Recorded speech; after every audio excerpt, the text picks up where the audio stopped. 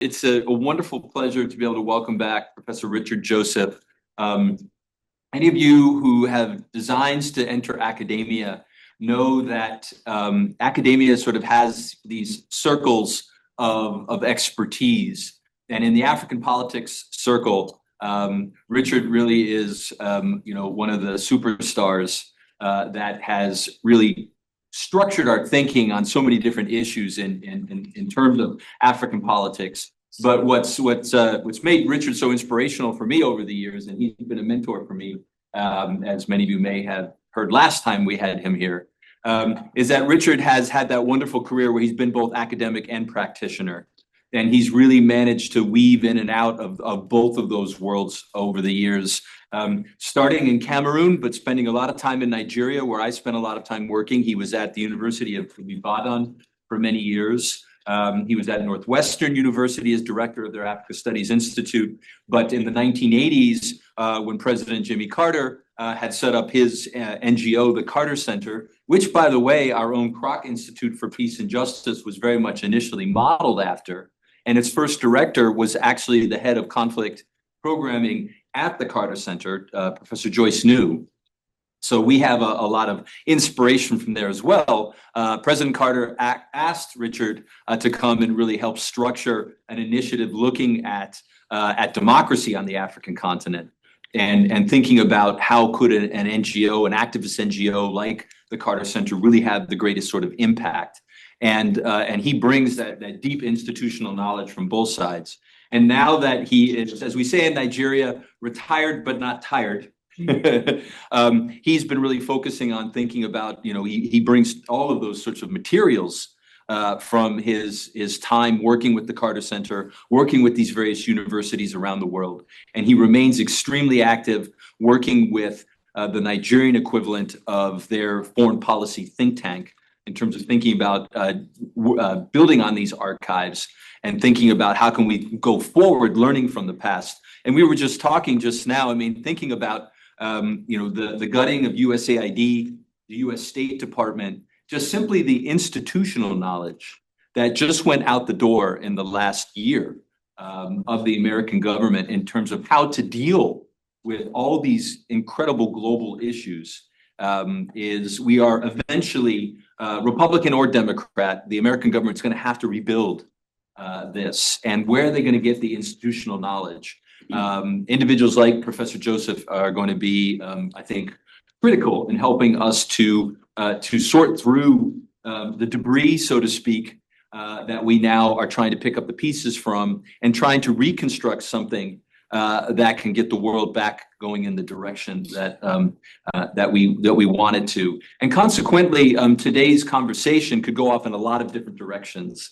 And Professor Joseph really could go in all those different directions. So I think he's going to make his opening remarks really talking a bit about sort of the current situation on the African continent and the changing American role. But I've asked him to sort of, weave in a conversation about Nigeria as a really important case study, even if you're not interested in Nigeria itself. What's happening with the American role? You might have heard the United States bombed a small northwestern state in Nigeria on Christmas Day, Sokoto, and in response to what it sees as a Christian genocide in Nigeria. That in itself says a lot about how the Trump administration is viewing Africa at this moment. It's very much in terms of how it's thinking about power projection and the impacts, the long-term impacts that this have. Professor Joseph's really going to help us unravel this. So he's going to make some opening remarks. I may jump in with a few comments afterwards just to maybe fill in a couple of gaps of things I've been thinking about. And then we'll have sort of a free-flowing open conversation with you all to take it in different directions that you're interested in. And folks online that are watching, we very much want you to be a part of this conversation. Alexa's while watching the comment balloon there on Zoom, so make sure you're also joining us. So please join me in welcoming Professor Richard Joseph. Richard.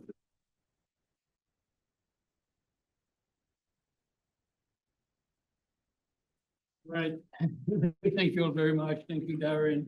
We had a little chat with Darren, and it seems like I didn't fly in from into San Diego a few days ago. It seems like we've been talking for a couple of weeks along the same lines. So anyway, very great pleasure to be here. I'm very glad that we have the recording so we could make it available to people who are involved in this conversation.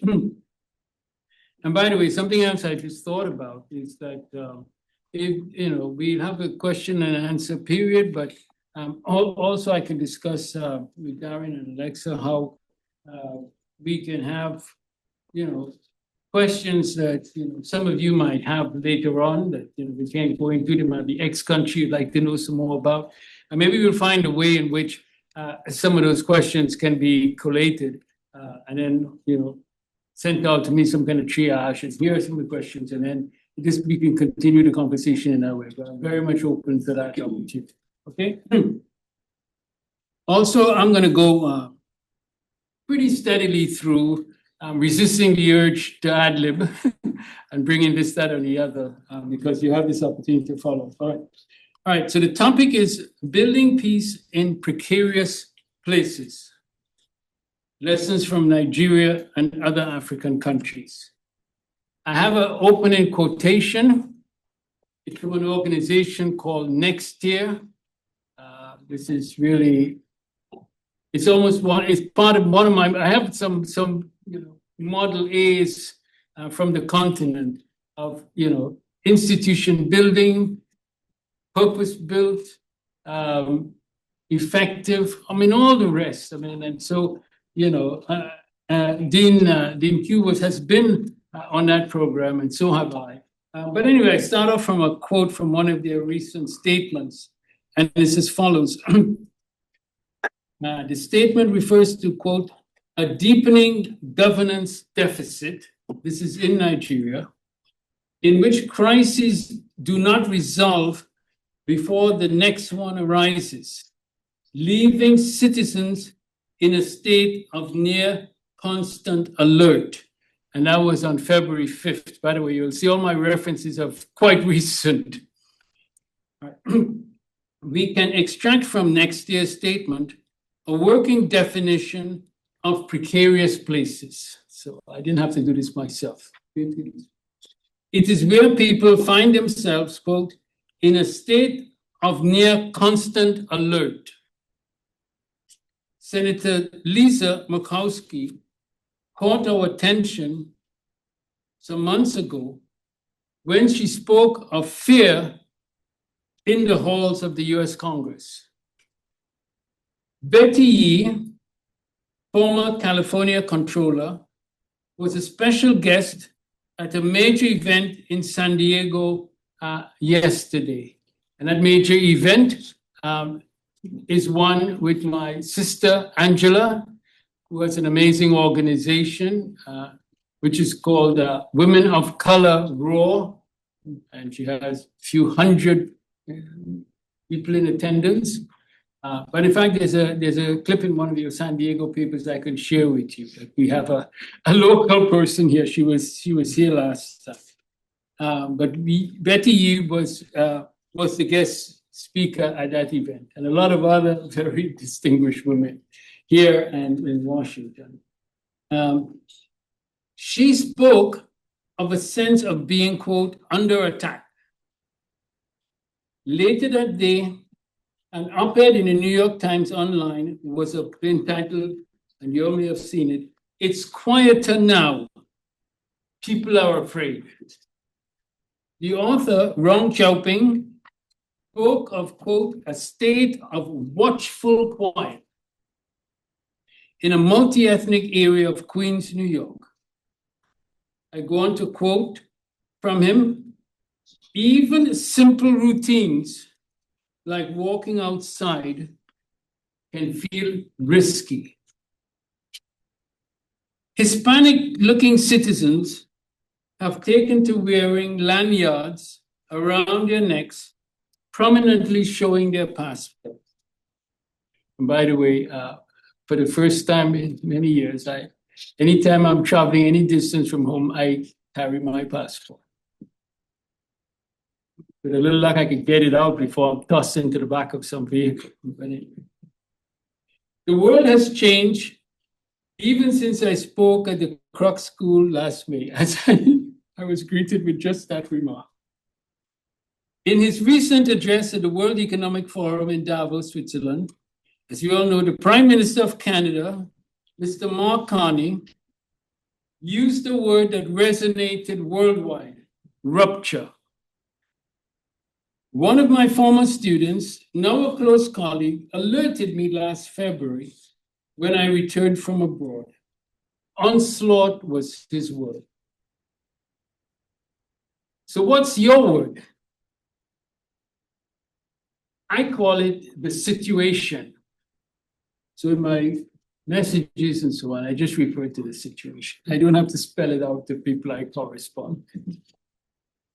Others use similarly bland words to refer to the rupture. Now, there are exceptions, such as the illustrious scholar Robert Kagan in his NPR interview broadcast on February 4th. I'd like you to listen to it. By contrast, a senior member of the US government that many of you would have heard about or heard him speak, clearly stated that, quote, strength, force, and power are what matters in the world today.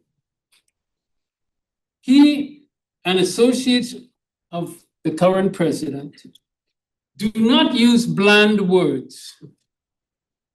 Abusive, dismissive, derogatory adjectives are preferred. University faculty have even been told which words to avoid in their course curricula and also in the classrooms. At a foreign affairs meeting on Iran just last week, a policy expert asked, "What is this really about?" There was an extended pause.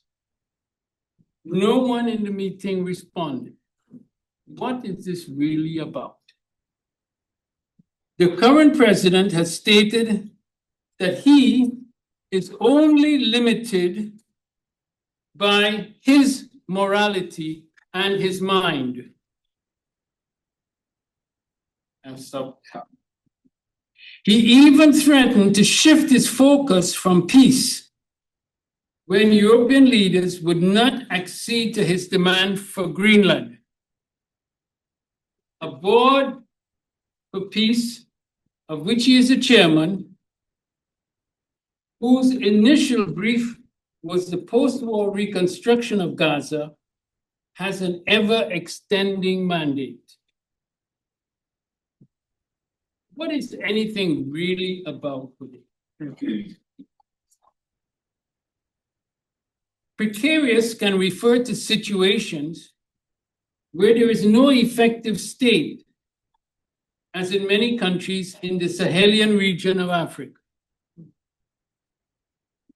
But it can also refer to situations in which state power is consolidated, but wielded in unpredictable and even unlawful ways. They both can create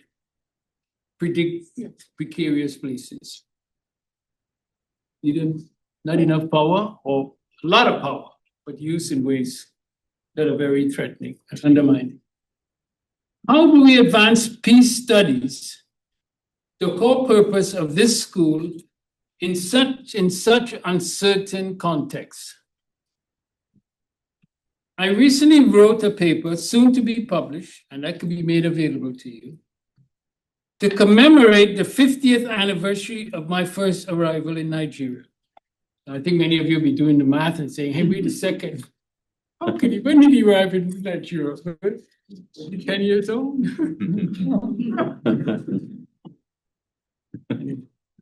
I age like Darren. I age. When you're doing good work, you age slow.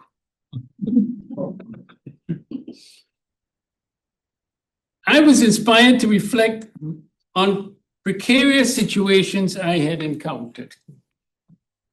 I decided I needed to reduce the range, because that range could be quite large given my life experience. So today I will speak about engagements in Africa, and especially during the period 1988 to 1995, that covers my direct involvement in the Jimmy Carter Presidential Center, as Dean Q announced. Now, what lessons from those experiences can I share today? And now I have a series of bullet points. So some of them are a little more extended, but I can take it up, in the question and answer, and also, like I said, in a continuing question and answer after this event. All right, first, one of the conferences I attended during that period took place in Addis Ababa, Ethiopia, on peacemaking. By the way, I did a lot of this writing while I was traveling here. I had my notes and so on, so I couldn't look up some dates and so on, but it was during that period, probably 1990s. Seated on the panel was the next Secretary General of the UN. He had a UN position, but he was going to be the next secretary. He became the next secretary, Kofi Annan. And there also was a diplomat scholar, someone I came to know very well, we were good friends, was in fact, was someone who could have been the first UN Secretary General from Africa, namely Ambassador Olara Otunu. And he's from Uganda, and he and Museveni, the president, ran into difficulties. And that way, that path that many of us expected, that Olara was going to be the next, didn't come to pass. The panelists, including myself, were asked, what did you learn from peace-building engagements? What are some specifics? My response was prompt and forthright. Quote, when putting together a negotiation team, I mentioned, include someone with psychiatric training. I didn't make this up, it actually happened. Individuals who lead warring forces, whether on behalf of a government or those seeking to replace him or her, now they're her, it wasn't few then you could think of, but now there have been a few women who have moved in that situation. They may appear like ordinary people. However, they usually have innate characteristics that must be known if you will be effective in your work. Now, I could go into specifics from my experiences. I could talk to you about dealing with Charles Taylor in Liberia. I could even give you a specific moment.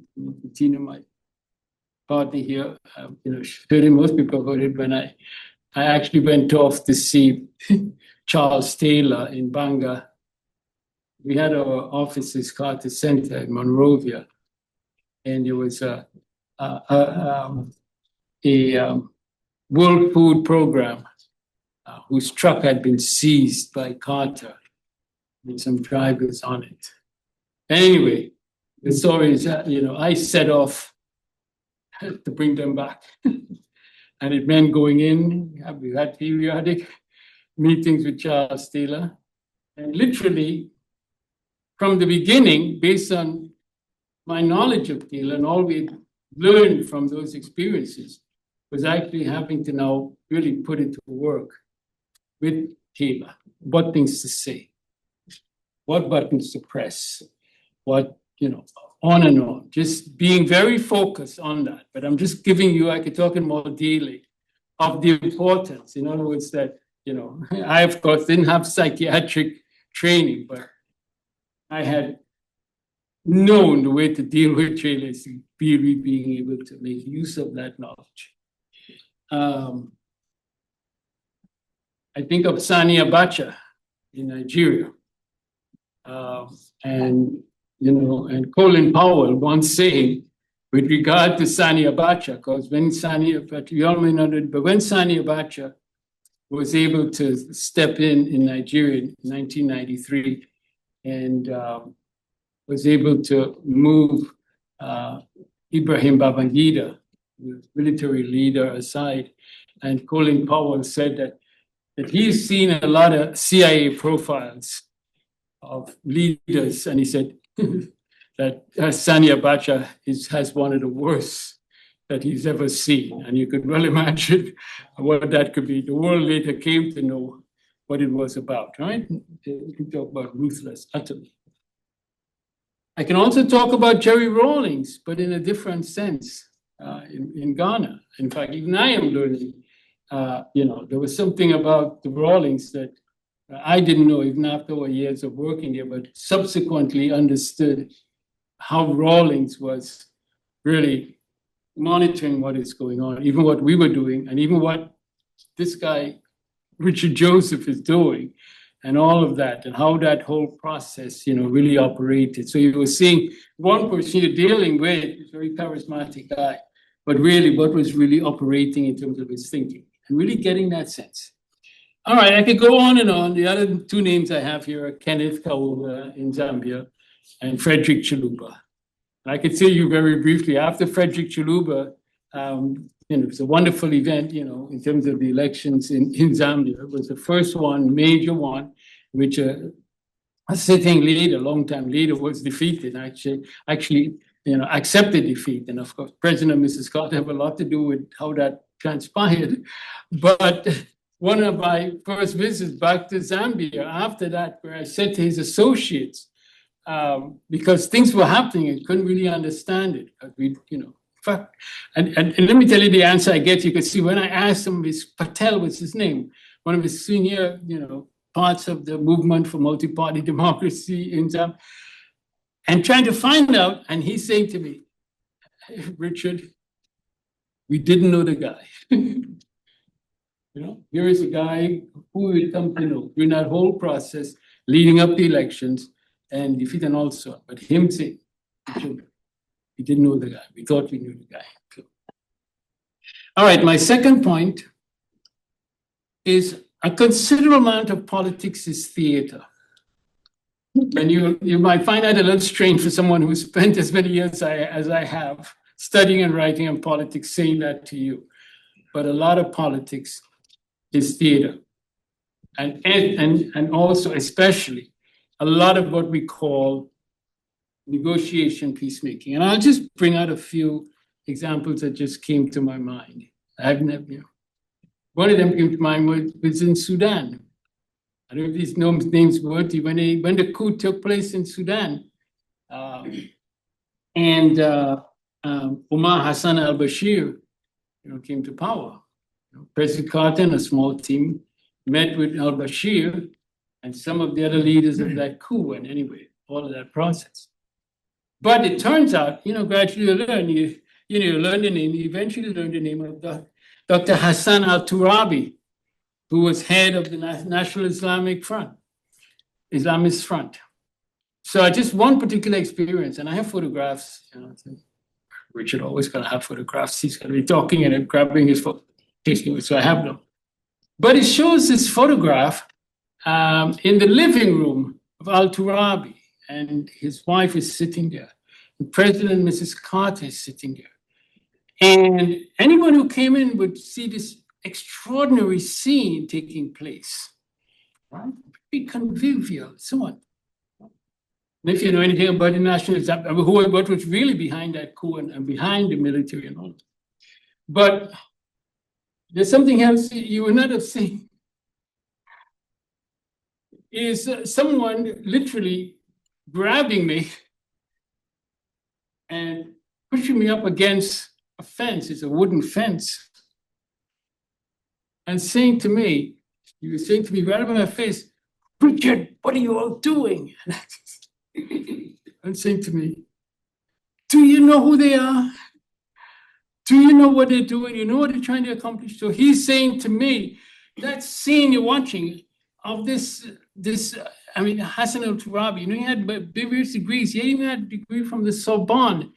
This situation, like who are these, and the person who had got me by the lapels his name was Omer Bashir, but spelled with an E. And I had known him years ago. He's a senior scholar in African studies, Asian studies at the University of Khartoum. But I'd known him really as many of us met in the home of the person who was my mentor, Thomas Hodgkin, scholar, right, years back.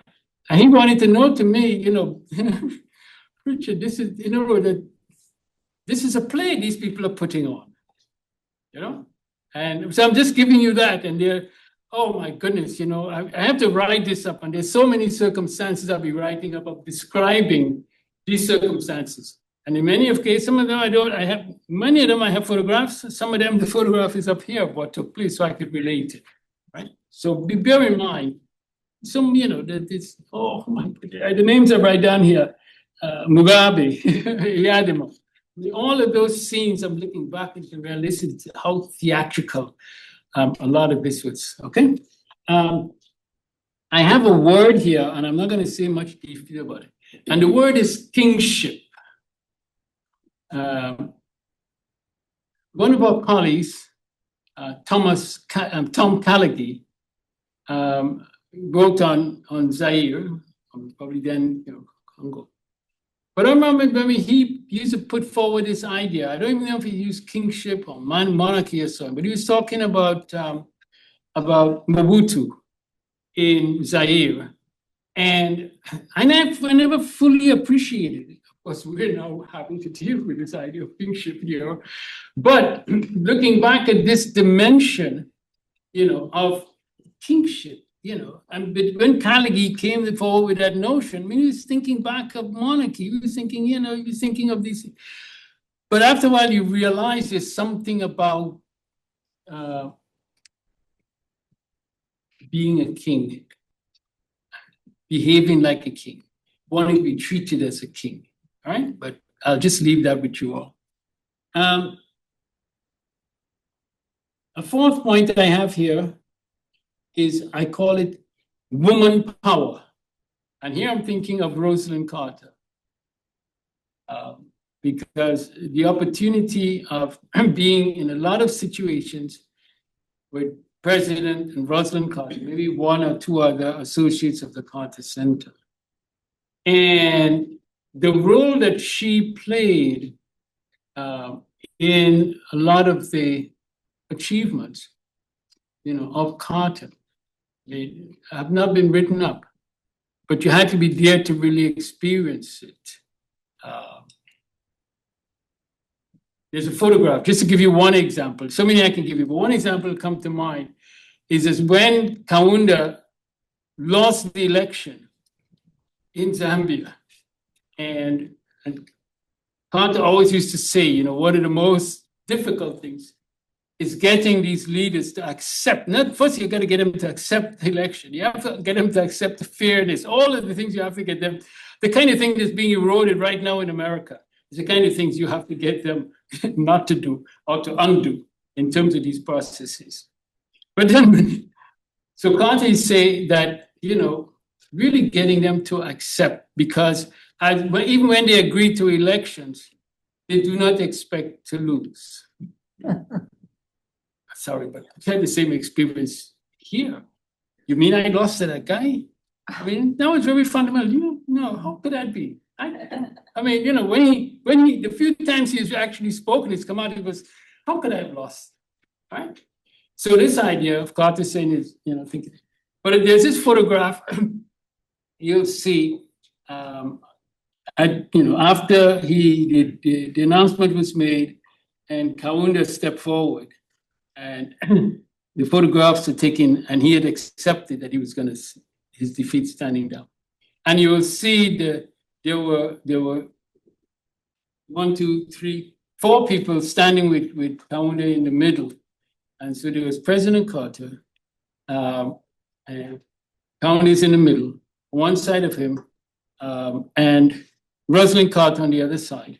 And then the head of the National Democratic Institute at the time, who was working with us on the election, and myself. But when you see them, Rosalind Carter was pretty close to Kaunda in the photograph, because she was holding him so tight, his hand. It's almost like it got him to this point that she would just her hand around. I could tell She was just holding him, you're going, basically you're going through this. But I've also seen it in meetings, with her in different ways. But anyway, I just call it women power and how she manifested. But moving on, I'll have to go through again. I put it down here as legacies matter. In terms of particular persons, how important legacies were. And it was really part of that process. In fact, somebody tried to find out why did Jerry Rawlings, who was so critical of elections, and you all are just following, things from the West, and on and on and on and on and on. You're not going to hear Rawlings saying anything good and kind of, positive about these electoral systems. But as the process unfolded, as we learned, is that, and Chicago was the person, his leading security guy and all of that. But how concerned Rawlings was about his legacy, right? That more than I was his charismatic leader, and how these things played out. But anyway, legacies matter, even where you don't expect that they played much of a role. My next point is what I call suturing torn nations. These nations are torn. Right? They go into these conflicts, they're torn. And one of the impact, and this gets into D&Q's role in terms of civil society, because we have that experience, is how you're going through this negotiation process, but you have a torn nation in many ways, and how they can be sutured. So when I see a lot of the activities that we did, I just put it under this notion of suturing this nation that has been torn, right? The meetings you could do, the civil society groups, the faith groups, and so on, how important that is as part of that process. I'm going to say this, but then I have to skip over it because it's such a big topic. It's tapping into local knowledge and governance systems. There's a professor at Boston University, and the dean would know it, Falun Gong, who was the first one who really rang a bell in my head in a conversation, because he talked about governance and so on, right? And being aware of traditional, conventional, forms of knowledge business sharing, governance, and so on.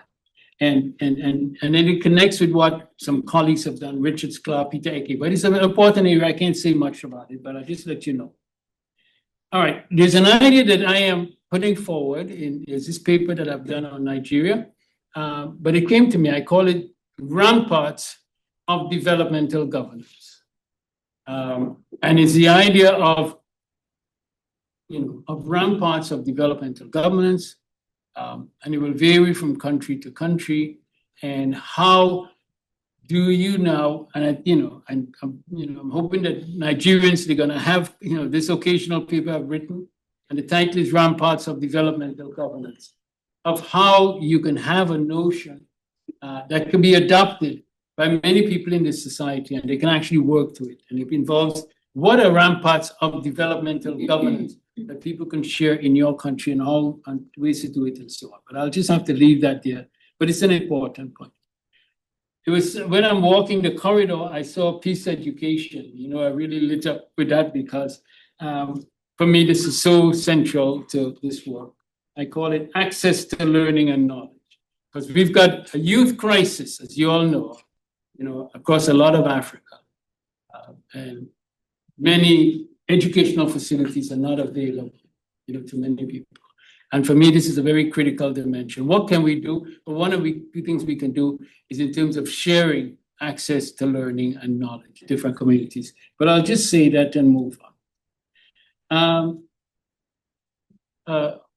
Professor of mine at Dartmouth, I was an undergraduate at Dartmouth, has a great impact on me. But he used to say, I took a lot of political theory courses, but he used to say, there's nothing so practical as theory. It was one of his favorite saying, nothing so practical as theory. And I think I've come to see how important that is.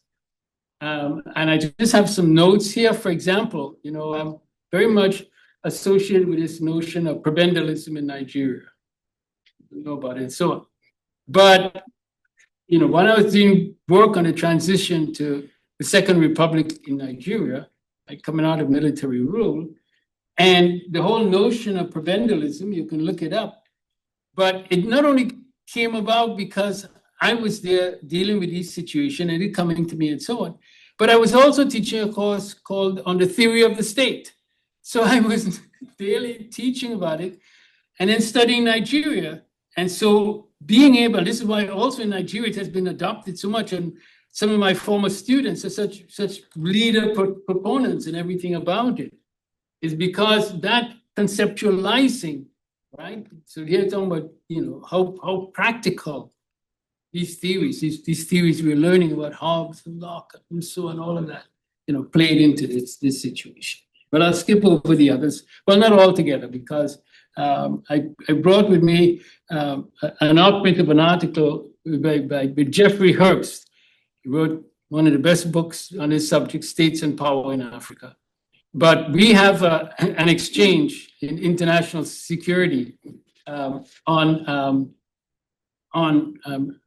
state failure in Africa, taking different positions and so on. We'll go into it. But I'm saying those issues now are really so important. And let me just say that the young people, they're not only the young people in terms of the difficulties they're facing, but the young people as a form of activism, but as a form of theory making as a result of their experiences. So if you look at these two major protests in Nigeria, there are protests all over. One was, end SARS, all right? And that is, there was this SARS, these police units. And the second one was end bad governance. When you look at it, you realize of how a sort of understanding of some fundamental notions, about statehood, about governance, about democracy is taking place within these communities, and how you could provide opportunities, for these youth groups to really, talk about what they're talking about, right? But let me stop there with you. All right, I only have a few more points here. Dean View, he talked about the onslaught, the 2025 onslaught. I have added now onslaught and whirlwind. It's not only been an onslaught, but it's just a whirlwind. You just keep, all of this stuff that's happening every day, all right? Deliberate erosion of history. What is happening in immigration policies, effacements and defacements, removal of plaques, USAID, USIP. Well, you can't remove USIP. You have to have, but we could chisel, these names onto it. The John F. Kennedy, all of this stuff that is going on, just, he talked about extractive. So it's really not only an onslaught, but it's just such a whirlwind that you can't respond to one. It goes back to that initial quote. You're not able to deal with one crisis or one challenge before another one comes in, all right? So where do you stand in order to deal with it? Because the things are just so moving. All right, my last 2 points.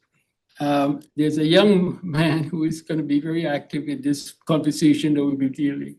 His name is Emeka Nwangele, and we met him in Oxford, Nigerian, and he, a brilliant young man. In fact, he was on a program with me and Patrick Okibo. But he was one time making an argument about the knowledge and intelligence in the creeks. Remember, you talk about the creeks in Nigeria, right? They're talking about South and South, the Delta area, the creeks in Nigeria. So he's saying, yeah, but the knowledge in the creeks, intelligence. And I wanted to make the point, well, so I came up with this notion of the creeks, yes, and the Greeks. So, in the sense of you can know your Plato and your Aristotle and so on, but also be aware of the knowledge and having conversations that take place between, not that you dismiss all that learning out there outside. It's like we should not be dismissing the learning. In fact, they're very enriching, but we should be finding ways that you put it together. Right? Okay, this is my last point. And my last point, I call American Hope. At the last year, when I was here, I talked about, ARIMA. I use the term ARIMA. Some of you have heard it. And ARIMA is where I was born, but it also stands for Africa Reimagined. But I talked about, us going through a process, and I was looking forward, aspirational, that America reimagined. And when I spoke last year, I assumed, all right, there are these things happening, but we can go through a process of reimagining.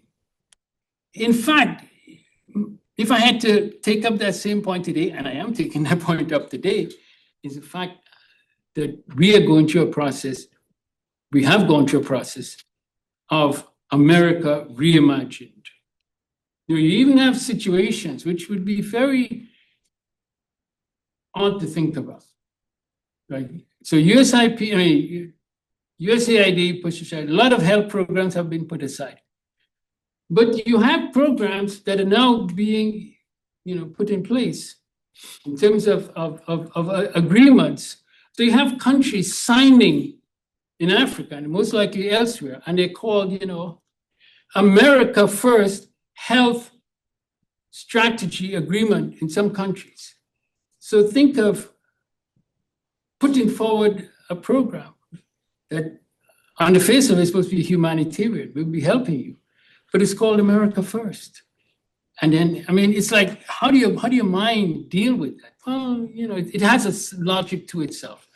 Okay, so, but I do believe in America First, I hope, because I do believe that a lot of institutions, many institutions, we're very plural nations, they persist, and a lot of values persist. So I really have a sense that what we have to do now is I call it conversions, how we bring that thinking together. And not only bring that thinking together, is how we have, a way of now being effective. It's not like I have these values, but how do they become effectuated in this concept? And so I'm hopeful. We still have the opportunity to do this. You still have an opportunity to invite Professor Richard Joseph here, having a fair sense of what he's going to say. There might be a time when that doesn't happen. And as long as it's allowed, well, we'll do it. Okay, I'm good. Thank you. Okay, thank you. So, okay.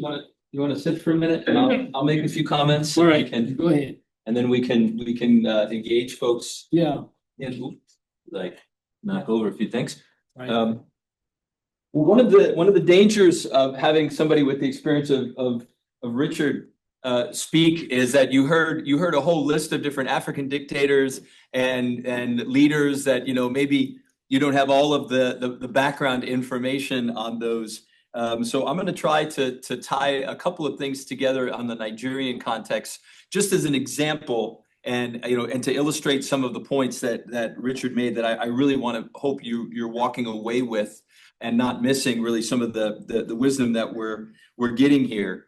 Having spent a long time working in Nigeria, I think I would sum up some critical moments for you to think about in the way of a couple of dates. And two of those, one is 1999, when Nigeria transited from authoritarian rule to civilian rule, not quite fully democratic. And that's really been the question is, will Nigeria ever move from sort of an oligarchic style of politics where there is rotation among the elites to some extent, and you have sort of 1.5 party politics where you have one big party that controls much of the system, and there's kind of a few opposition parties that can't quite get it together and can't really provide that sort of check and balance. Moving towards some sort of more balanced system. And I think that's the first point I want you to sort of think about as we're getting through this is democracy, and as peace builders as well, this is sort of our role here, is democracy is essentially a balance of power system. In the United States, you often hear about this checks and balances term. Those of you familiar with international relations political theory know this notion of balance of power that's out there. And I argue in my work and others in different ways as well, is that democracy essentially needs to be propped up by a balance of power system. And so much of Richard's comments, I think, really direct us in a direction of how do you restore the balance? And what is the balance dependent upon? And in Nigeria, there was this early period where the dominant party basically increasingly was rigging elections to the point where in 2007 there was what the American government at the time called an election-like event, which was barely really an election. They basically just wrote in the results of the elections and that sort of stuff. And the country was again in real danger of explosion at that point.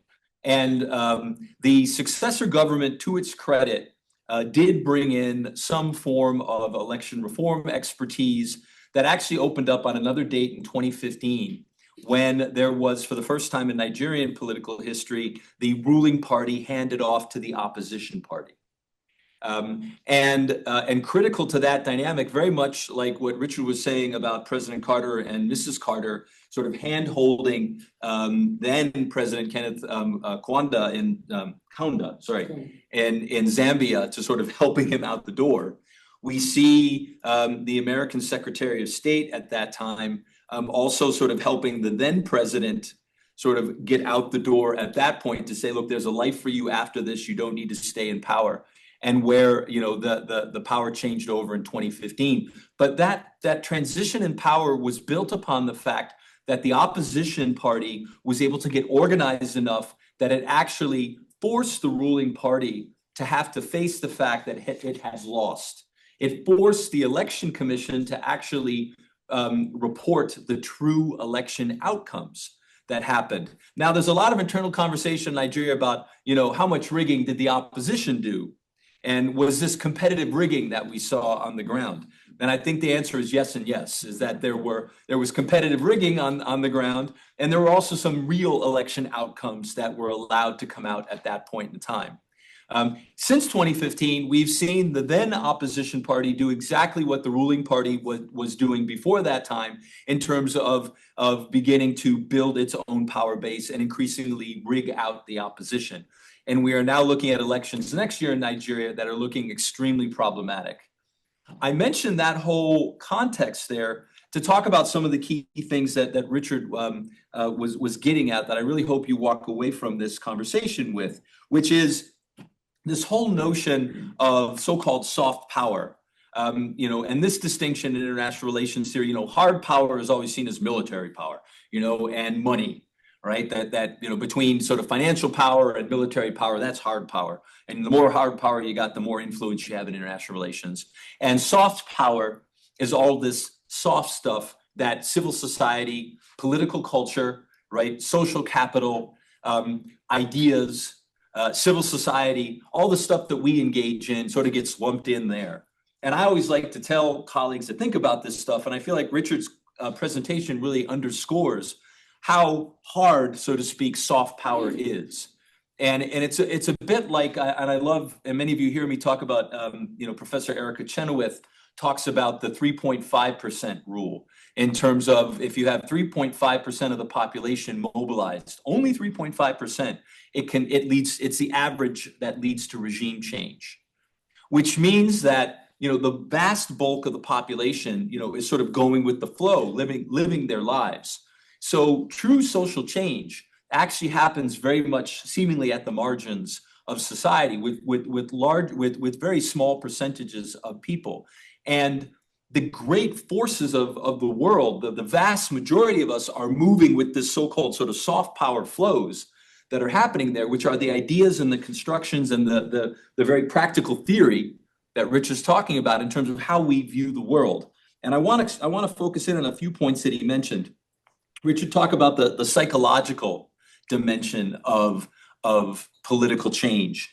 And I really, it so resonated with me, all across the continent in Africa, these are highly traumatized societies. And we forget about the nightmare of the 1930s in Europe was preceded by the nightmare of World War I, where European populations were highly traumatized by the wars of that period. All across Africa, populations are highly traumatized. We now in the United States, we're coming off of the 20-year wars in Afghanistan, Iraq, and other places. Is that traumatized populations, and I am simplifying wildly here, but traumatized populations, and there's a fabulous literature out there that looks at this, have a soft spot for authoritarianism. Why is that? If you've been traumatized as each of, I don't know if each of us have, but if many of you, if you haven't been, you know people who have, what happens when you suffer with trauma, you try to avoid a reoccurrence of that experience. You're running from the pain of that. And the urge, the appeal of the authoritarian leader is they offer simple solutions. They offer security, right? And as Richard said, we're here in the United States now, we're seeing the massive appeal of that sort of thinking, where the narcissistic ruler fits in very nicely to appealing to exactly that. I've got the answers, and the whole appeal of the strong man is that they appear that they can manage things so that I don't have to deal with the trauma. I'm almost willing to give away my rights as an individual just to make the trains run on time, just to get food on the table, just to get a job. Right? There's so much going on in my life. I can't deal with democracy, these sort of esoteric ideas that we deal with. So the psychological dimension is so very important in terms of thinking about how we unravel this and the role that we play at the civil society level in trying to change these dynamics. Second, Richard noticed this, the politics is theater. And I think that as well really underscores so clearly sort of the dynamic that we're thinking about here of dealing with these authoritarian rulers, and how do you maneuver this? How do you play the theater? And in our AI, social media world, all the more, right? Management of the theater is an essential skill set, and really something I hope we can talk about a little bit more as well in terms of your thinking on that. Is that as peacemakers, as democracy activists, management of the theater dimension of this is essential. And right now, in my perception, if in the global scorecard, I think the authoritarians are ahead of the rest of us in terms of figuring out how to manage that. Just like the dictators of the 1920s and 30s figured out how to use the radio before the Democrats did, with a little d, around the world, right? So we're again in that period. So we got to really think deeply about that. And Richard's points about legacies are so very, very important there. I want to get back into all of that is thinking about the impact that these changes have on institutions and how fragile institutions are. And I think Richard was weaving between the United States and Africa so much because we're seeing right here in the United States. And I think Americans have not realized how fragile their institutions are and how easy it is to dismantle institutions and how difficult it is to put them back together or to reimagine them once they've been taken apart. And so I feel like in your questions, we're gonna weave between the United States and Africa in so many ways, because and I never would have thought, we were sort of joking before, all my Nigerian friends, as we've been talking about this current circumstance, after about 20 seconds of talking to me, they all say, why are you surprised by any of this? You've seen all this before in Nigeria. This is exactly what the military did in Nigeria. This is exactly what the PDP did. This is exactly what the APC did. You should know better, of all people. And so I get that whack in the head from them saying, come on, wake up. Is that we've seen this so much in Africa, and now more than ever, I'm hoping many of you will look into the African case study treasure trove, because not only are there sort of so many tales of woe, which unfortunately we tend to focus in on, but there are so many solutions that have come out of the last 50 years of study that Richard and others really have pioneered for us. So there's so much there for us to get back into. And I feel like, let me just end on the concern that comes out of the most recent round with Nigeria was, as I mentioned, with this bombing on Christmas Day in a small northwestern state called Sokoto. And many of us that follow Nigeria, and my impression is many Nigerians as well, were wondering, why did they bomb Sokoto? Because the Islamist movements, the key Islamist movements, are on the other side of the country. There are Islamist groups moving through that area, but it is not the same level of social organization. Many of you may have heard of the Bring Back Our Girls movement of 10, 15 years ago. There's a group called Boko Haram that has been active in northeastern Nigeria and still remains a very active insurgency. We all thought that was where the bombing was going to go. And lo and behold, it goes in the other direction. The critical concern that happens here is that the Trump administration justified the bombing by saying that there is a Christian genocide happening right now. And this is a huge debate among Nigerians here in the United States, as much as back in Nigeria, in terms of how Nigeria is being framed. There are Islamist movements that are attacking churches and are targeting Christians. There's no doubt about it. And the Christmas Day bombing was a real sort of symbolic move on the Trump administration, because in past Christmases, Catholic churches and Christian churches have been bombed on that day. So there's no doubt that targeting of Christians is happening. But these Islamist movements are also killing Muslims at just the same rate or even more. And by framing the conflict as the United States intervening to support Christians immediately puts the United States, seemingly on the side only of the Christian side of the country. And rather than undermining the Islamist groups, actually creates a major recruitment opportunity for those organizations. And also for the vast majority of Muslims in Nigeria, look at that and say, wait a minute, what's going on? And so a vast majority of folks who are themselves being adversely affected by Islamist insurgencies now suddenly look at that insurgency in a whole different light and look at the United States in a whole different light. And that's just one example in Nigeria, right, in terms of how the Trump administration's transactional approach to foreign policy on the continent is changing this dynamic of so-called soft power. And this is sort of the struggle that we face right now, is all the sort of soft power supports that African peacemakers, democracy builders that we've been working with over the years. We did not, I don't think, just speaking for myself, who even talked about this stuff, we didn't realize just how important the seeming facade of American support for democracy over the last 30 years has been. And we all know the mixed record of the United States in supporting democracy, human rights, and peace building around the world, even before the Trump administration. But the fact that the United States had been putting a good amount of money and had been trying to organize its allies in a way to support democracy here and there, and had at least been towing the line of saying, we support clean elections in Africa, we support civil society groups in Africa, has, the importance of having the United States, at least even in the least, just saying those words and framing things in that way, and then putting money behind civil society actors and academics like us to try to support African civil society in those circumstances. The fact that that's been removed leaves African activists standing alone in the wind, and that their ability to do what they need to do has been hobbled dramatically. Now, that doesn't mean that they're not going to come up with a better idea. And there are lots of great ideas that are happening out there right now on the continent. And maybe we'll be able to get into some of those that we're hearing.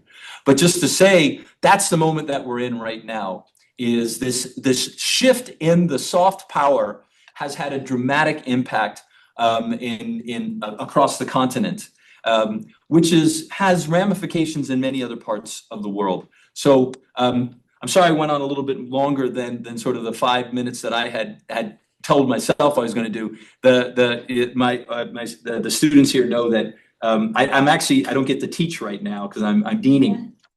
And so I'm jonesing to talk about this stuff. So I'm grateful for the opportunity actually to let me vent for a second. And Richard, thank you for letting me riff off of your really, really important ideas. So with that, let me turn, let me ask Richard if you have anything you want to add to what I've said, and then we'll get to some questions from all of you. I think we've still got till 2 o'clock, so we got a really good amount of time left that we can get into some of these issues. And please stay seated, Richard. Don't. Yeah, I like standing. I'm going to steal your. While I'm able to in life, take advantage of it. No, quickly, I want to just add one little piece to it. I guess two things. One thing I skipped over in my presentation when I was talking about, about fear and risk and being in a state of alert, is I had some students who were working with me, international students, and I asked them, what messages are you getting from home about what's going on in the US? And they right on responded. saying, be careful. Be careful of what you write on text, what you send in emails, what courses you take.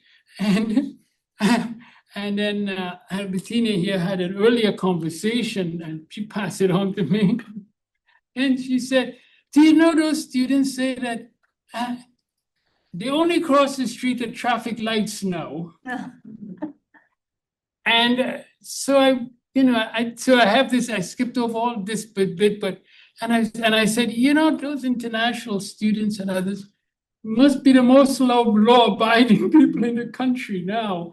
Not mention those who documentation and so on, you're at risk, But anyway, that's what.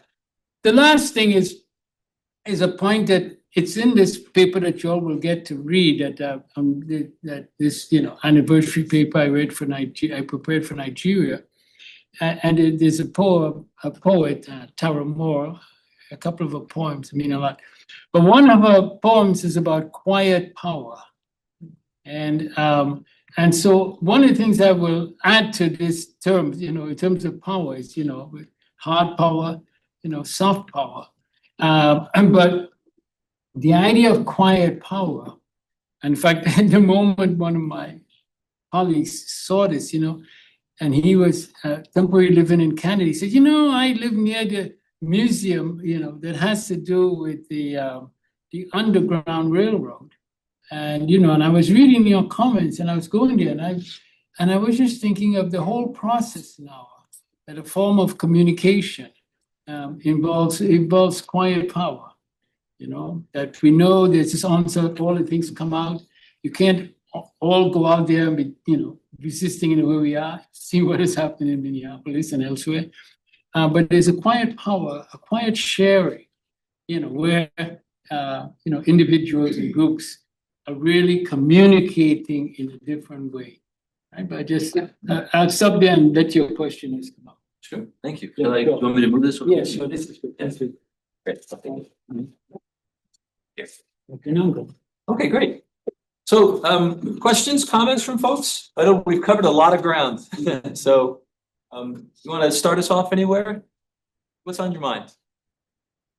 Please. I'll start.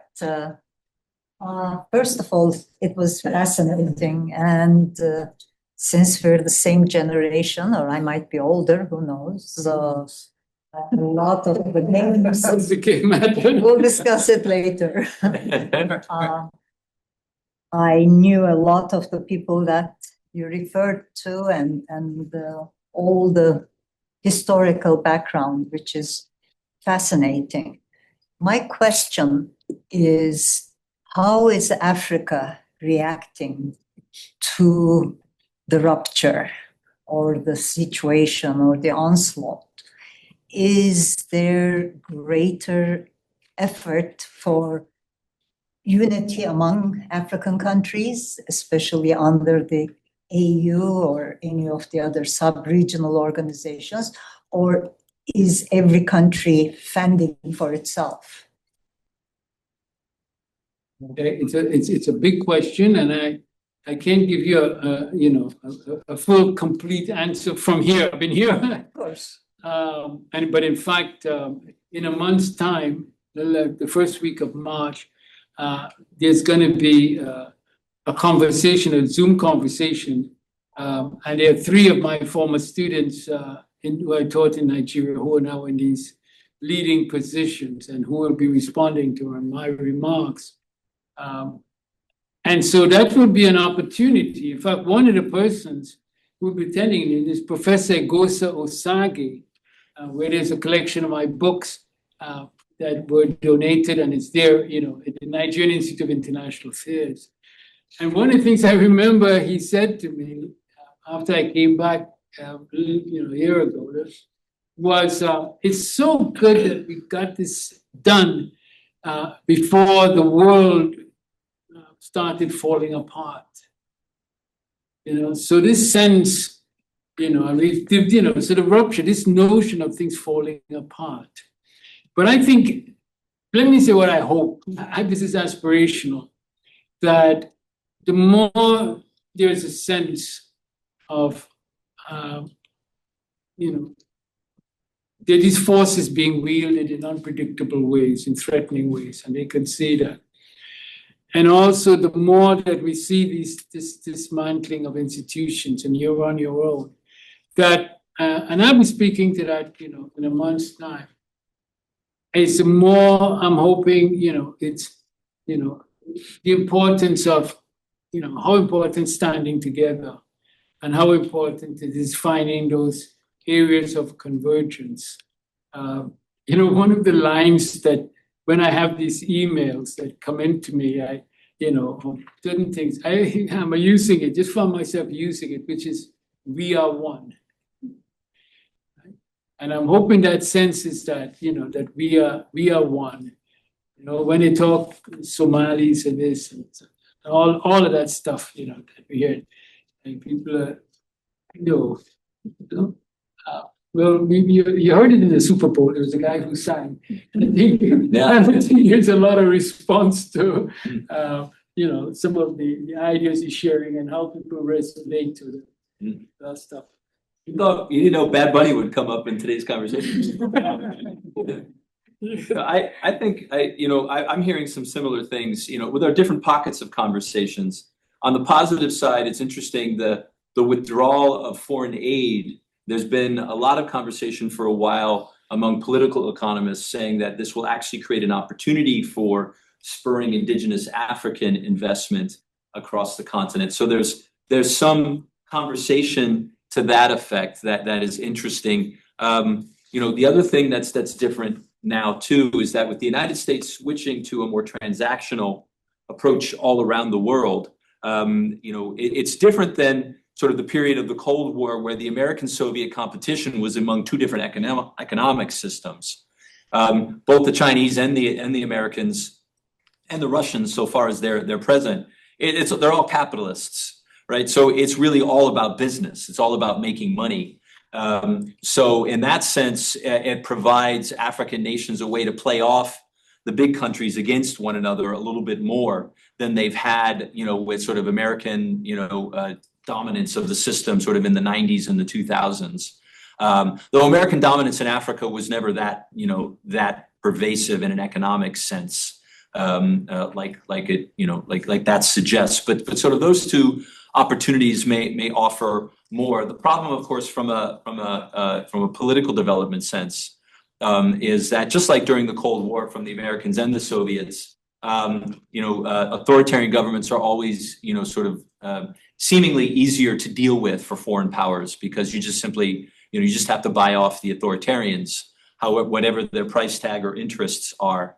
And that makes things simple from a foreign policy perspective.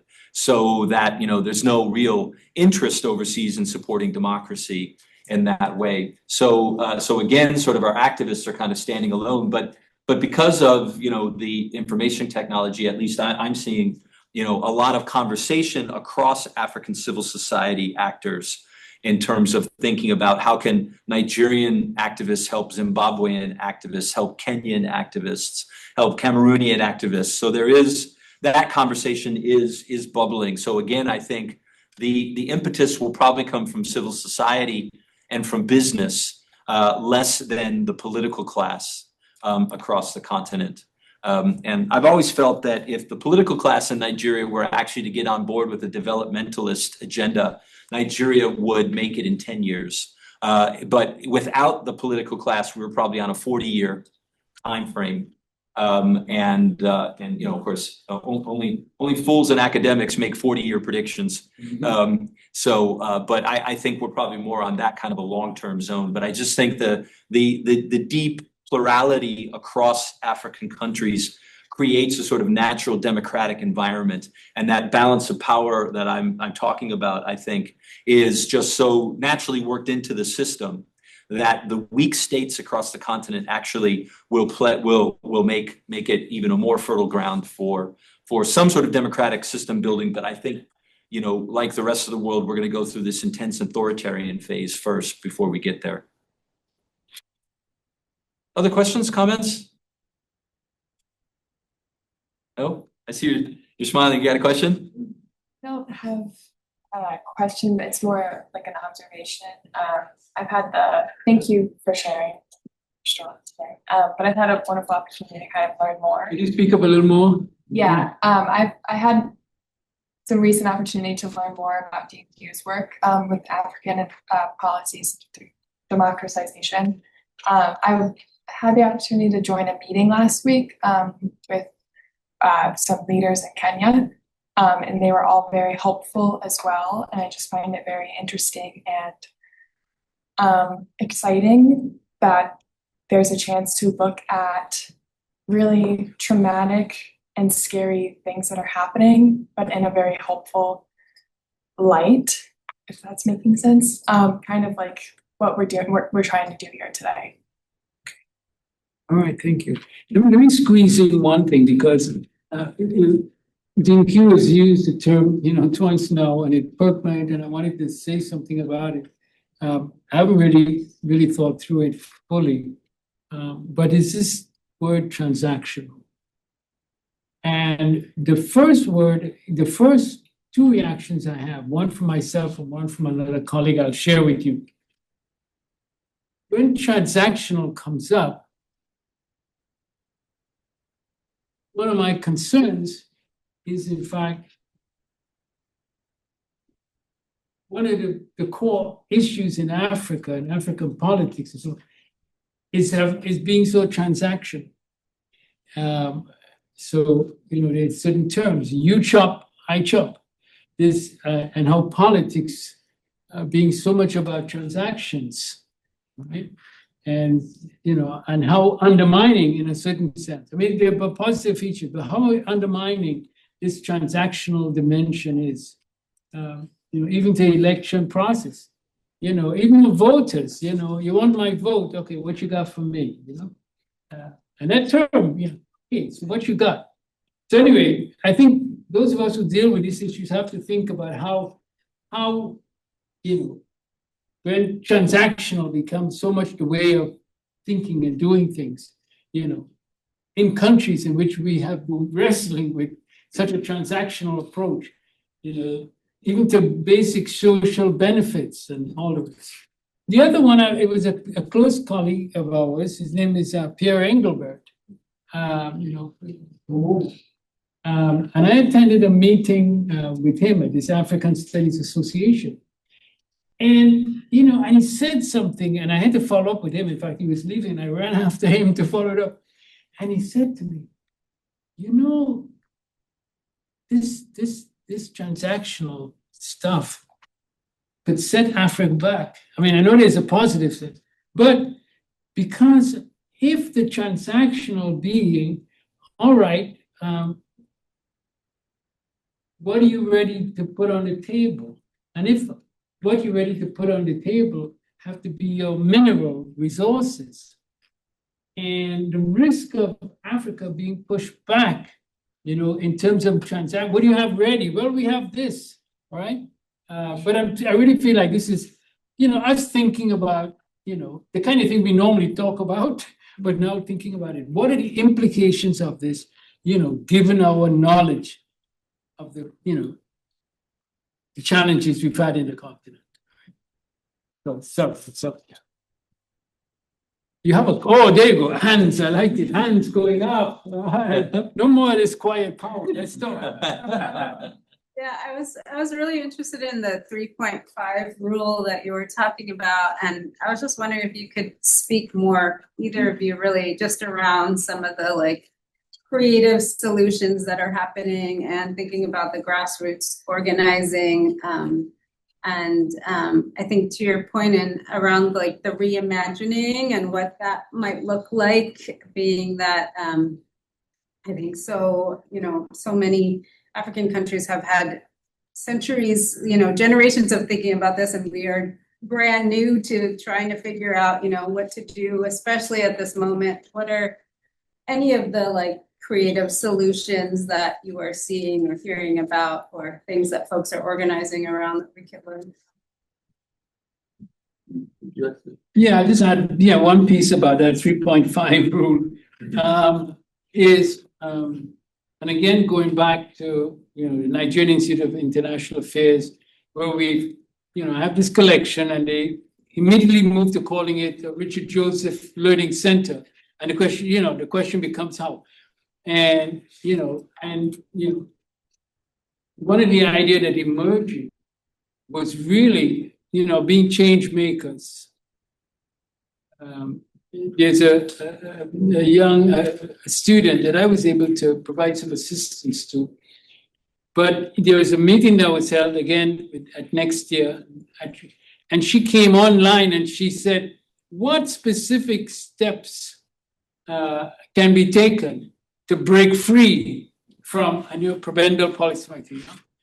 And I was thinking of all of I'm going with a question, is for individuals, sort of realizing, my responsibility to contribute to the response, right? That and getting that sense and going beyond your 3.5%. You might have 0.5% now in a vast country like Nigeria, since we're talking so much about it. But how you can move up that ladder and more people think of and creating context, how can we move? I have a former student of mine, we studied together in Oxford. And one of the things I had put down, in fact, I was working with this whole notion of these initials, the DIA initials, and I turned it around to idea. And I have the words, so the idea, and I would stand for integrity, and D for democracy, and E for efficiency, and A for accountability. I mean, it's the kind of thing I do, but other people, you can do it. And then being able to say, all right, I call it the Nigerian idea. I mean, Nigerians, like a lot of other these countries, have an abundance of, intellect, and all of the rest. But how can we be, change makers? And if you just take me a second and walk back from it, and how can we be change makers? And to be change makers, it means that being able to take part in a knowledge-based conversation. It was knowing more what is happening in our parts of the world, right? But in order to do that, being able to have one of the basic tools, and the basic tools is education, right? Just walking back that process. So to get to the 3.5, and why stop at 3.5? I mean, was Koreans? Did Koreans stop at 3.5 in terms of transforming their country in that period that they have? And any one of these countries, I think, could decide, we want to be, we want to get to this place, getting to Denmark or from Fukuyama, but we can decide where we want to get to. Okay? So I think it's good having that, on average, 3.5%. But there's no reason why it needs to be limited. There's a number of, like in Nigeria in the last 10 years, and it's already sort of moved on a bit from this because Twitter is not what it was, but these sort of hashtag movements, right? So the most famous one was End SARS in the last 5 years or so now, right? That was very much targeted upon, there was a special military unit that was supposed to be fighting crime. This might sound familiar, and actually, was increasingly, used for political ends, and it was quite brutal. And there are a lot of activists were using, these kinds of internet messages in a way that and I really think this is, sort of the strategy wave of the now and the future in terms of, especially as authoritarians are getting more powerful with their use of AI and technology, civil society has to play sort of a whack-a-mole strategy where there's no organizing center, and every time they try to whack them, here something else pops up over there. And using information technology, using Instagram, using Facebook, activists are sort of getting people to organize in different times. They show up. There are these ad hoc local organization structures that don't have anyone in particular that's the big leader per se, but there are many different folks that are doing it. And then when the crackdown comes, they wash away into the shadows, so to speak, and then form again at the next opportunity.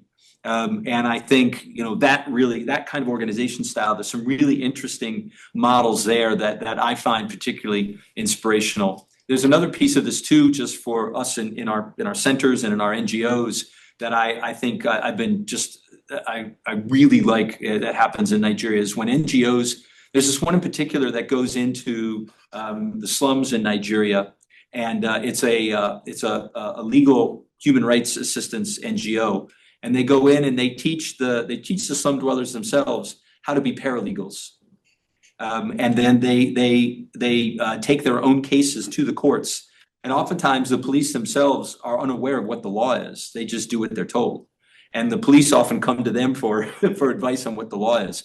But then not only do they do that though, but then the communities that they train are then absorbed into the organization, and they become part of the NGO. And the NGOs have essentially become these sort of larger coalitions that have a democratic structure within them that preserves these sort of democratic values, extends them, teaches basic skills, but also can outlast the 5 lawyers that run the organization. And it's become something that they didn't even imagine. And so those are 2 of my favorite models at the moment that are really fantastic. I'm so grateful to you because you really hit it out of the park with that question, because I think that's where we are. And many people are asking, what are the pathways, right? But I just want to say I'm part of, again, my work is what can we learn from the histories? We're living through a period where history is being so erased and so deformed and so, this was bad, all the rest of it. But, the civil rights movement, I guess I was the age of some of you in this room when with the civil rights movement, I got involved myself. And the experience of living through a period, we have a certain prevailing system. When I got to college, a prevailing system. Okay? One of the first things I did was start a movement so students at my college, Dartmouth, could go back and do what the college wasn't doing, go and recruit more diverse student body. But I think of the civil rights movement and how in so many different contexts, people were coming together, asking themselves this question, what can I do? And how that came together. I think of the anti-apartheid movement, that whole process, of living through that. And so I feel, the conversation that we're having here, this experience. Wait a second, there are many people in other nodes where people are themselves, what can we do? How can we do? And when people start learning that, hey, here's an idea, here's something being done, then I think, get back to this word again, that some convergence could start taking place, right? So I thank you very much. Yeah, I have I guess I have I think I have a comment and a question. And the comment, I think, is that it seems that we now in this country are in a moment when theater, as you spoke about, theater is really being used and being amplified in a lot of ways through social media to be able to disguise and mask a turn to, as you say, kingship, right? So that there are many different sort of explanations for any given policy that are thrown out so quickly. Each of them is individually patently idiotic. It's false, it's verifiably false, but they come so quickly that it takes just a little bit too long to falsify the last explanation before the new explanation comes, right? So for example, when tariffs were announced, right, across the world, we were told that this is for fentanyl first. We have to stop fentanyl. Then we were told it is to protect US manufacturing jobs at the very same time that green manufacturing jobs were being decimated. And then we were told it was about trade imbalances and deficits. And then we were told, I forget what the explanation was. But basically, what it effectively was a way of giving a whole bunch of levers to one person. And so now if you wanted your tariff lowered, you had to pay homage, deference, give this person a hotel deal or whatever, right? And a second sort of example that comes to mind is US expansionism, sort of colonialism, right? This neo-colonialism that's like neo-colonialism that looks a lot like the old colonialism, like just take over things, right? Physically and militarily. And so we've been told that this is about governance, right? In the case of Venezuela, you might even like invoke human rights about like there and in Iran. You might talk about oil prices, but those were already low and going lower. People talk about like energy independence as being one of the things, but at the same time, again, like wind and solar were being killed. So like clearly it's not really about energy independence. So like, but what you do is like increasingly give one person a monopoly on energy within a country, right? Like one person can turn off taps, but one person can't turn off the sun or turn off the wind, right? So I guess like with all of that being said, I mean, I think that like the general effect of all of that is to actually like reduce US global hegemony, but to concentrate like dominance in the hands of one person within a sort of restricted space of US. And so now we start talking about a new era of great power struggles, right?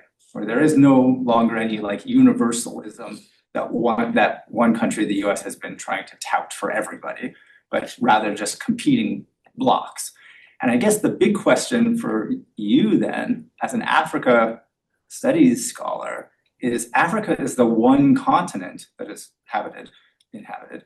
And I guess I'm not counting Australia either, where there's no great power. So when people carve up like, oh, the Americas, that's all the US. We're going to take Greenland, we're going to take Venezuela, we're going to take, maybe we'll recolonize Haiti, we'll just do it all. Putin gets as much of Europe as he can chip away, maybe, I don't know. And China gets whatever Xi Jinping gets whatever he's able to get. What happens to Africa in this situation, right? Like, so that's the question. Just let me start off where you ended. I mean, one of the questions, we have, and I'm part of this, this thinking community, what do you want to call this, having to do with the African issue. But it's the fact that the absence of any real leadership at present, in the continent. I'm not saying they're not leaders, but in contrast to earlier period, who actually, steps forward, really in a situation now, because of that sense.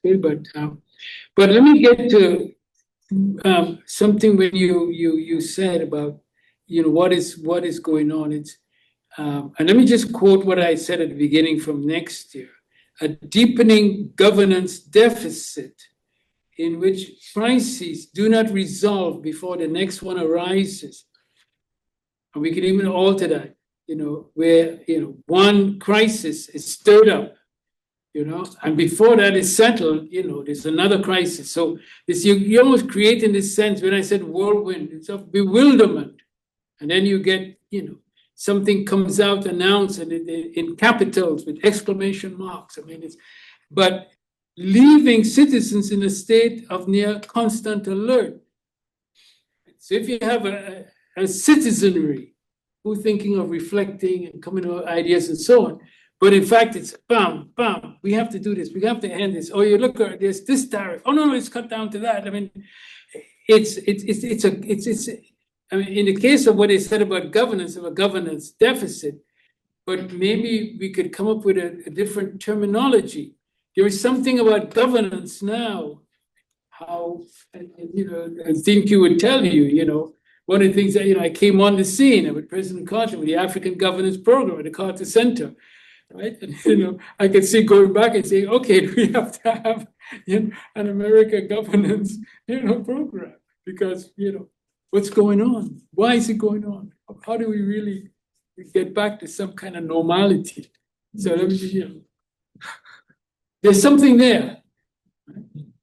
The deliberate provocation of a sense of not knowing, of uncertainty, of bewilderment. Yeah, no, I totally agree, and I get the sense that it's like a prestidigitator or something, right? There's a you have to keep your eye on the ball. There's like a lot of hand waving and movement, and yet like the ball is there's a pretty steady course towards concentration of power, right? Like no matter where we're waving our hands. Well thought about. I mean, one of the reasons I think a lot about this hard power, soft power distinction is that, one way to think about the Trump administration's shift to transactional foreign policy is essentially the United States is giving up on any sort of soft power instruments. Yeah. And it's trying to restore sort of these hard power instruments. But it's been at least sort of 15 years or more since the United States lost predominance in hard power instruments.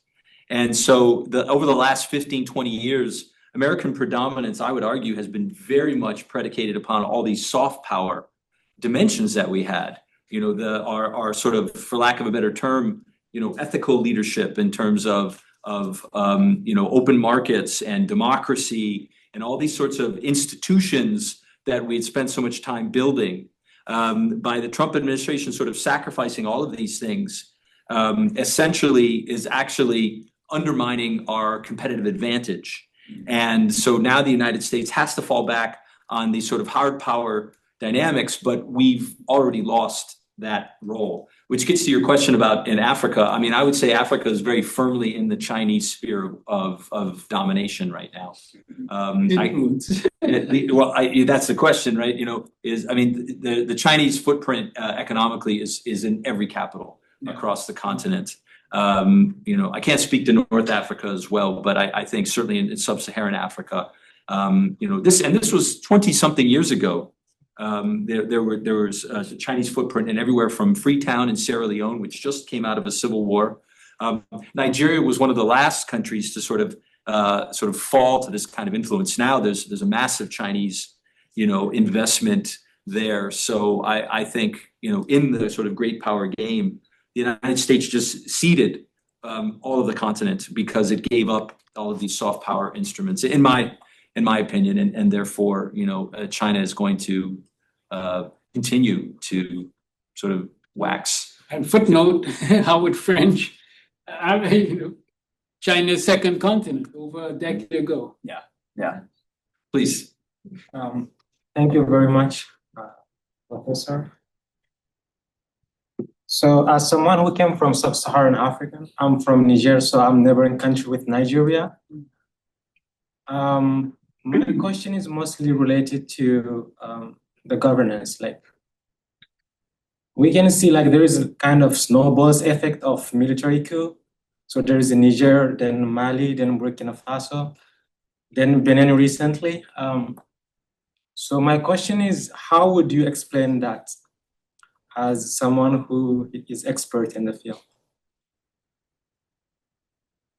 Well, but let me just pick up this because it's going to be very high on my list now. I said that recently in another meeting.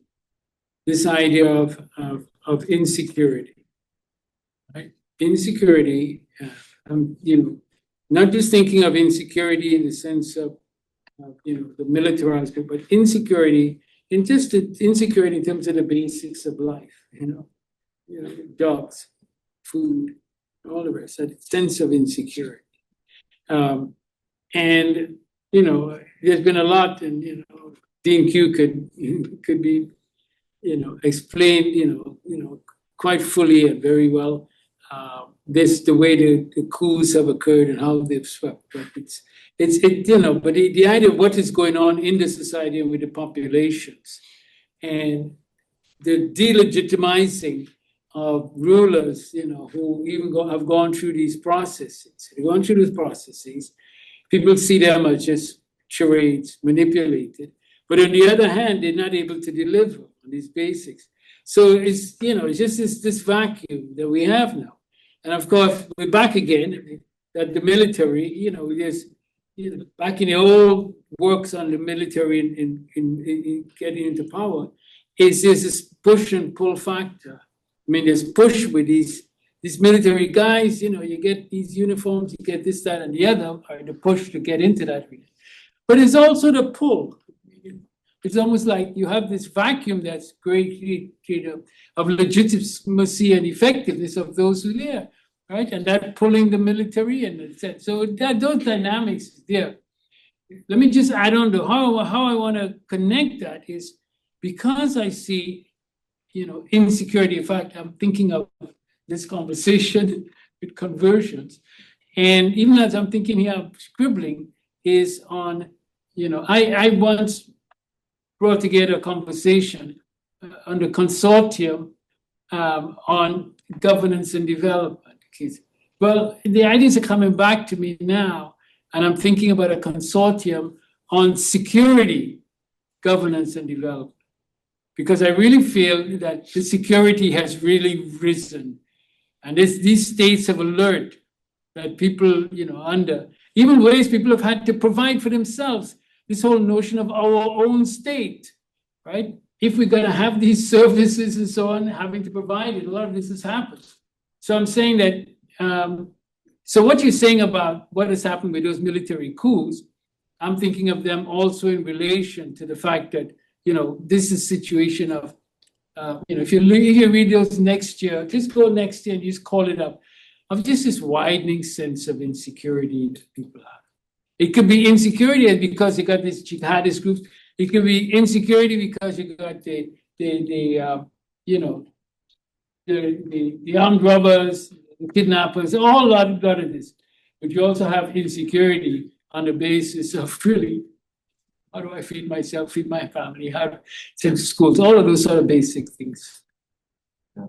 And just as a last point, I think one of the key questions, military coup plotters ask themselves is how will regional and global powers react to the coup? And that's a very nitty gritty question, right? Will they remove foreign aid? Will they freeze my assets, that I have stashed away in Qatar or in Switzerland?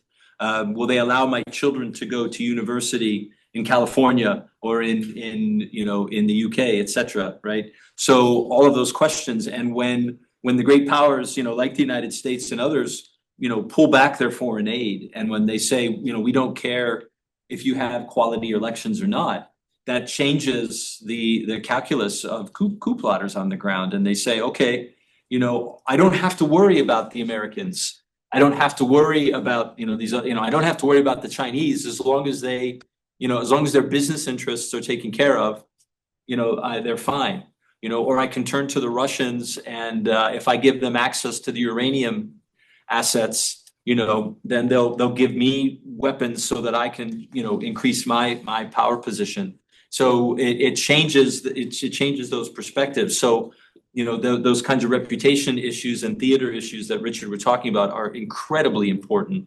And the sort of the decision of the United States to pull back from even the theater of democracy and peace building is going to have terrible implications all across the continent. So, well, please join me in thanking Richard Joseph for joining us today.